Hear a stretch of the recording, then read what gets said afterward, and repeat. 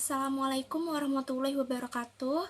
Perkenalkan, nama saya Anastasia Budiningrum dari Fakultas Ilmu Hukum kelas sore, kelas B. NIM A131240105. Jadi di sini saya akan mengerjakan tugas video mengenai UAS Etika dan Karakter. Selamat menyaksikan.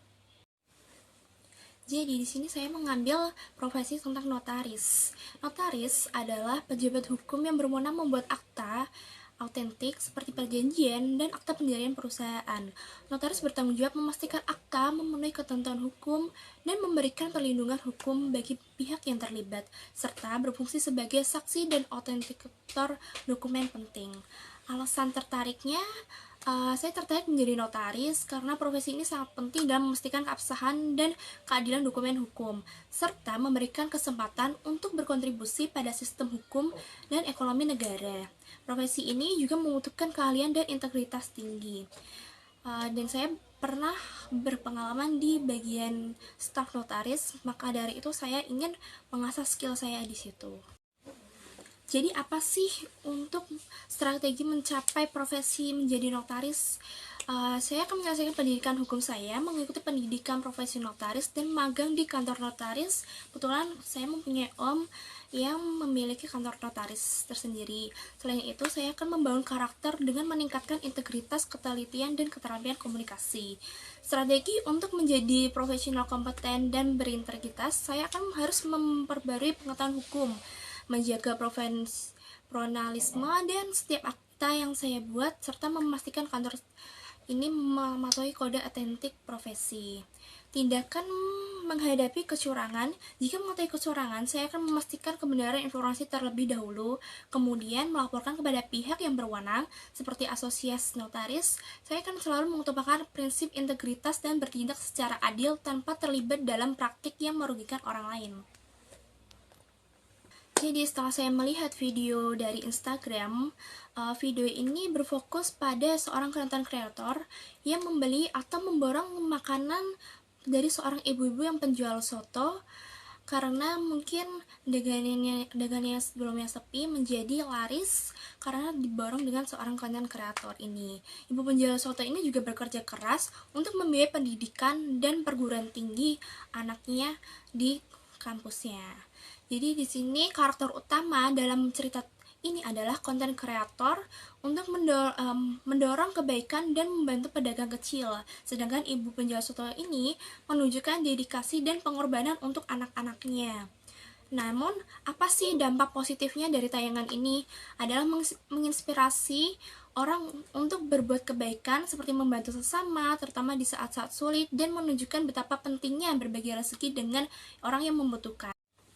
Dan video kedua ini yang disertai di Instagram ini adalah video mengenai Gus Miftah, seorang ulama yang terkenal, mengolok-olok pedagang es teh, mencerminkan pelanggaran terhadap nilai-nilai karakter bangsa Indonesia seperti sopan, santun, empati, dan rasa hormat.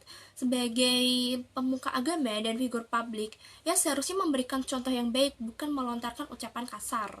Tindakan ini memicu kecemasan dan menunjukkan kurangnya sensitivitas terhadap kondisi ekonomi pedagang kecil yang seharusnya mendapat kedukungan, bukan penghinaan.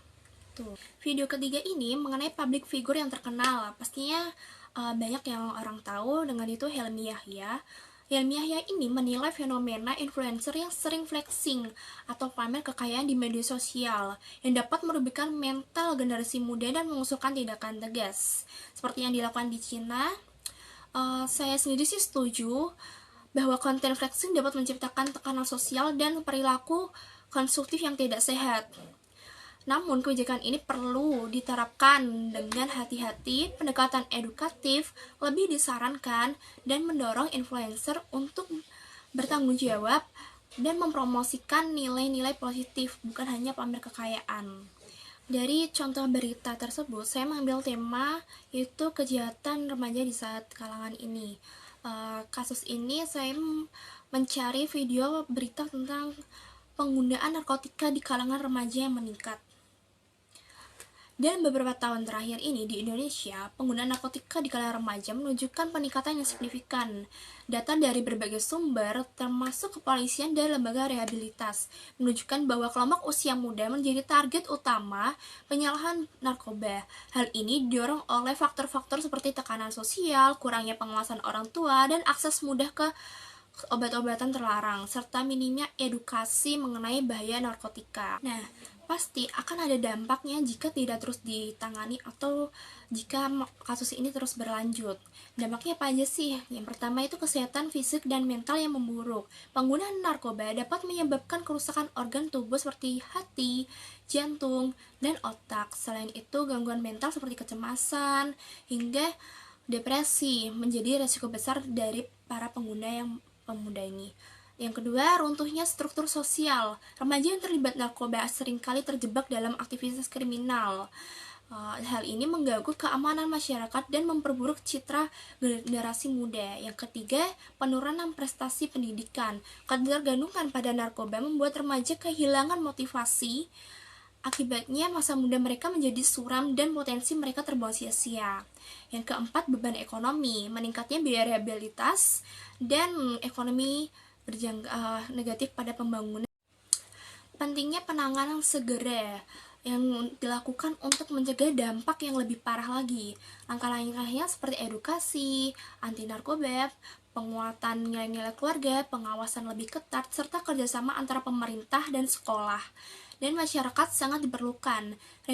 Rehabilitas bagi korban juga harus diutamakan agar mereka dapat kembali menjadi kehidupan yang sehat dan produktif. Jadi, public figure yang saya pilih ini adalah seorang content creator yang di TikTok atau seleb TikTok yang terkenal dengan keahliannya melukis dan membantu masyarakat di Papua, yaitu Erika Ricardo. Erika Ricardo ini adalah seorang content creator berbakat yang memiliki minat mendalam dalam dunia seni, khususnya menulis. Selain keahlian dalam menulis, Erika dikenal sebagai sosok inspiratif yang memiliki kepedulian besar terhadap pendidikan. Ia pernah berkontribusi nyata dengan membangun sebuah sekolah untuk anak-anak di Papua, sebuah wilayah di Indonesia yang sering menghadapi tantangan dan dalam akses pendidikan, karena mungkin akses pendidikan atau pendidikan di Papua minim atau rendah gitu. Namun, melalui proyek ini, Erika ingin membantu meningkatkan kualitas pendidikan di Papua dan memberikan peluang yang lebih baik bagi generasi muda di sana. Tindakan yang mulainya ini menjadi bukti nyata bagaimana seorang dapat memadukan bakat pribadi dengan kepedulian sosial untuk menciptakan dampak positif. Kisah Erika dapat menjadi teladan bagi kita semua, meningkatkan bahwa mengembangkan diri baik dalam kemampuan akademis maupun nilai karakter dapat membuka jalan untuk memberikan inspirasi dan kontribusi yang bagi masyarakat.